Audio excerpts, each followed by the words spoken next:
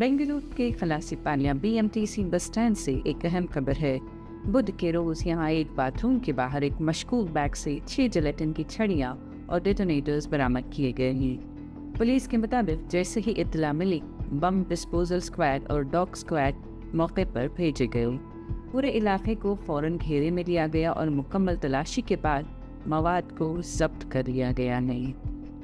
DCP waste greyish نے media کو بتایا کہ جلیٹن سٹکس اور ڈیٹونیٹرز بیگ میں الگ الگ رکھے گئے تھے۔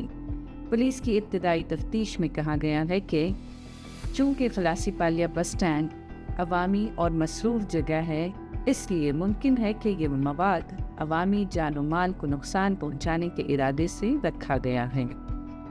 FIR درج کر لی گئی ہے اور مزید جانچ جاری ہے۔